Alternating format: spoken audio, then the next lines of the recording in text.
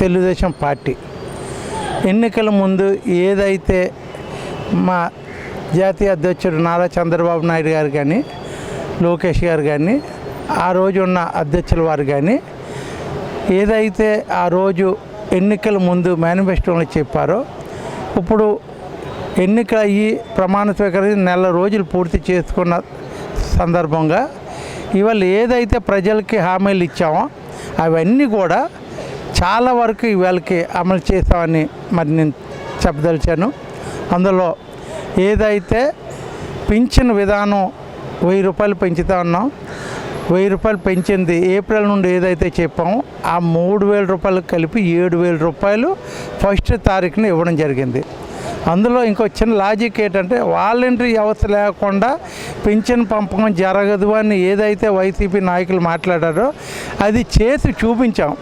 Telugu Desam party నాయకులు కానీ party సిద్ధాంతాలు ఎలా ఉంటాయి పని చేసి మాట్లాడతాం తప్ప గాలిలో మాట్లాడే పరిస్థితి అయితే తెలుగుదేశం పార్టీ నాయకులు కానీ పార్టీకి కానీ ఉండదని ఈ పత్రిక చెప్పదలిచాను. రెండోది, ఇప్పటికే మీరు గమనించారో లేదో, బాబు గారు ఏదైతే ముఖ్యమంత్రిగా ప్రమాణ స్వీకారం చేసిన తర్వాత క్షణం తీరిక లేకుండా అన్ని సబ్జెక్టుల మీద అన్ని ఇష్యూస్ మీద కూడా చాలా తొందరగా రివ్యూలు చేయడం, ఎక్కడికక్కడ తన సొంతంగా వెళ్ళి గ్రౌండ్ రియాలిటీ ఏంటో చూసి, అంటే జగన్మోహన్ రెడ్డి లాగా ఆఫీస్లో కూర్చొని మాట్లాడడం కాదండి, ఆయన స్పాట్కి వెళ్ళి అసలు అక్కడ ప్రాబ్లం ఇది టెక్నికల్ ప్రాబ్లమా ఫైనాన్షియల్ ప్రాబ్లమా అక్కడ ఉన్న ప్రాబ్లం ఏంటో తెలుసుకొని దానికి తగ్గట్లుగా అధికారులు అందరూ కూడా సమీక్ష పెట్టి ఆ కార్యక్రమం ఏ విధంగా ముందుకు తీసుకెళ్ళాలి దాని మీద ఆల్రెడీ చాలా నిర్ణయాలు తీసుకున్నారు. అందులో భాగంగా ఉచిత ఇసుక అనుకున్నాం, ఆల్రెడీ ఉచిత స్టాండ్ ఇవ్వడానికి దాని మీద జియో కూడా ఇవ్వడం జరిగింది. అదేవిధంగా ఈరోజు పోలవరం ఆయన స్వయంగా వెళ్ళి ప్రతి సోమవారం పోలవరం అనుకొని గతంలో ఏదైతే చెప్పామో అదేవిధంగా ఈరోజు పోలవరం కూడా పూర్తి చేసుకొని దాన్ని ఏదైతే డయాఫామ్ పోయిందో దాని మీద కేంద్రంతో మాట్లాడి దానికి కావాల్సిన నిధులు అన్నీ కూడా విడుదల చేయించడానికి మాట్లాడి అన్ని దానికి సన్నద్ధం తయారు చేయడం. అలాగే విశాఖపట్నంకి వచ్చేసరికి నిన్న కాక మొన్న అక్కడ మన ఎయిర్పోర్టు భోగాపురం ఎయిర్పోర్టు అక్కడ సమీక్ష చేసిన తర్వాత కొన్ని మీడియాలు కూడా చూపించారు. టైం బాండ్ ఉండాలి, అంటే గతంలో కాకుండా ఏదైతే ఒక కార్యక్రమం తీసుకున్నాం ఇంత టైంలో పూర్తి చేస్తారని చెప్పగలిగే ఒక అధికారులకి పూర్తి భరోసా ఇవ్వాలని చెప్పడం జరిగింది. వాళ్ళు కూడా మంచి హామీ ఇచ్చారు, ఎయిర్పోర్ట్ అవుతుంది. అదేవిధంగా ఏదైతే 6 పథకాలు ఏవైతే ఎన్నికల ముందు చెప్పామో ఒక్కొక్కటి కూడా పూర్తి కంప్లీట్ చేసుకొని వస్తున్నాం. నెక్స్ట్ మంత్లో మరి బస్సు ఫ్రీ కార్యక్రమం ఒకటి ఉంది, దాని మీద కూడా ఇప్పటికే పూర్తిగా ఆలోచన బాబు గారు చేస్తున్నారు. దాని మీద కూడా త్వరలో ఏదో ఆర్డర్ ఇష్యూ చేసే పరిస్థితి ఉంది.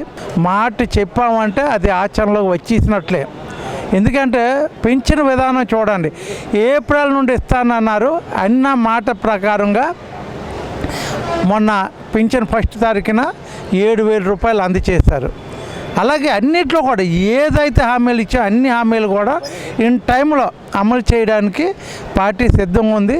బాబు గారు కూడా నిజంగా ఆయన చూస్తే కూడా అంత వయసులో మేము ఇంట్లో కూడా ఇప్పుడు ఎలక్షన్ అయిపోయింది కాబట్టి మేము కూడా కొద్దిగా రిలాక్స్ అయ్యాం.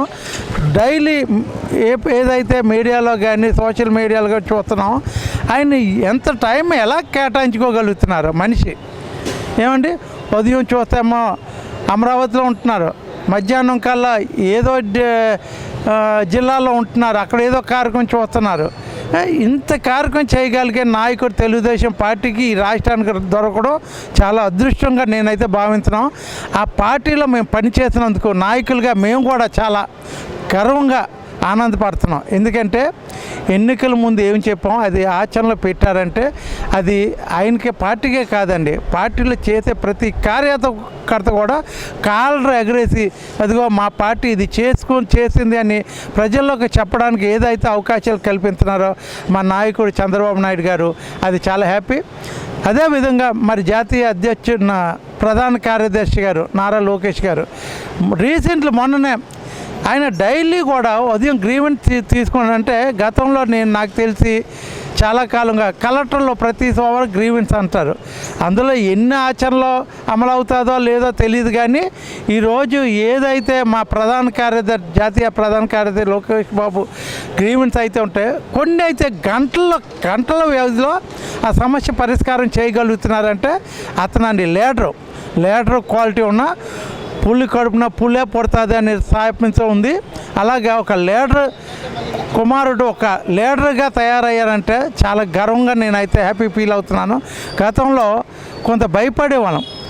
ఒక ముఖ్యమంత్రి చెప్పేది, ఒక మంత్రి కానీ ఎవరైనా ఏదని చెప్పి ఏమైనా చిన్న తప్పులు దొరుకుతాయేమో, ప్రజల నుండి మళ్ళీ తిరుగుబాటు వస్తాయి, భయపడేవాళ్ళం. ఈరోజు తెలుగుదేశం పార్టీకి భయపడవలసిన పరిస్థితి లేదు.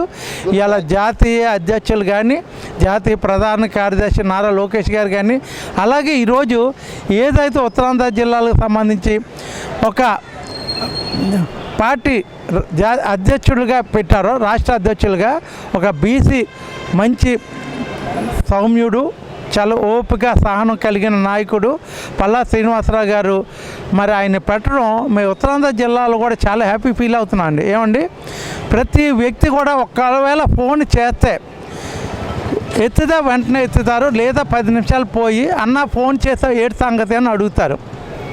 అంటే పార్టీకి కావాల్సింది ఏంటంటే అటువంటి నాయకత్వం, అటువంటి లక్షణాలు ఉన్న నాయకుడు కావాలి. కాబట్టి ఇవన్నీ కూడా తెలుగుదేశం పార్టీకి మంచి అవకాశాలు వచ్చాయి. ఇది ఇంకొక 20 సంవత్సరాల వరకు ఈ రాష్ట్రాన్ని కానీ పర్ఫెక్ట్గా మేము పాలన చేయగలిగితే ఈ సస్యశ్యామలంగా మరో సింగపూర్గా తయారవుతుందని నేనైతే ఆశపడుతున్నాను.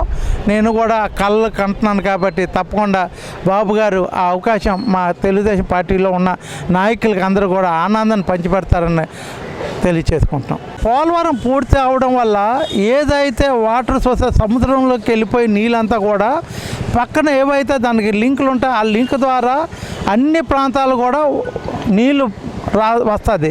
ఇప్పుడు వర్షాలు ఎక్కువ లేని సమయంలో నీళ్ళకి చాలా ఇబ్బంది ఉంది అన్ని ప్రాంతాల్లో కూడా. కానీ నీళ్ళు ఏదైతే ఇబ్బంది ఉందో ఆ నీళ్ళు కరువు అనేది తీరే పరిస్థితి ఉంది. అలాగే పొలాలు సస్యశ్యామలకు పండుతుంది. అలాగే ఎయిర్పోర్ట్ వచ్చిందనుకో, ఇంటర్నేషనల్ ఎవరైతే విదేశాల నుండి వస్తారో ఇక్కడ ఎప్పుడైతే విదేశీ కరెన్సీ అనేది అక్కడ డబ్బు ఈ ఆంధ్ర రాష్ట్రంలోకి వచ్చి పడేటప్పుడు ఆ డబ్బు విలువ చాలా ఎక్కువ. ఇక్కడ తయారైన డబ్బు ఇక్కడ వచ్చే డబ్బు ఇక్కడ ఉండడం వల్ల లాభం కాదండి రాష్ట్రానికి. బయట సంపాదన ఇచ్చిన డబ్బులు ఇక్కడ వచ్చి ఖర్చు పెట్టినప్పుడు ఈ రాష్ట్రానికి జిఎస్టీ కానీ పన్ను రూపంలో కానీ అన్ని విధాలుగా లాభం పొందేటప్పుడు రాష్ట్ర ఖజానాకి కొంత ఆదాయం వస్తుంది. కానీ గత ప్రభుత్వం ఏం చేసింది, అటువంటి సోర్సెస్ చూడకుండా పేద ప్రజల దగ్గర నుండి కరెంట్ రూపంలో, డీజిల్ పెట్రోల్ రూపంలో, పన్ను రూపంలో, చెత్తమైన పన్ను వేసే రూపంలో వసూలు చేసి ఇక్కడున్న ప్రజలు ఇబ్బంది పెట్టారు తప్ప చంద్రబాబు నాయుడు గారు ఆలోచన విధానం అది కాదండి. సంపద సృష్టించాలంటే ఏం చేయాలి, వ్యవస్థలు రావాలి. వ్యవస్థలు వచ్చినప్పుడు వ్యవస్థలతో పాటు ఆర్థిక వనరులు కూడా పెరిగేటప్పుడు ఇక్కడ అందరూ కూడా ఏదైతే ఒక మాట చెప్పాడు బాబు గారు, పేదవాడిని గొప్పవాడు చేయడం నా ఇదని.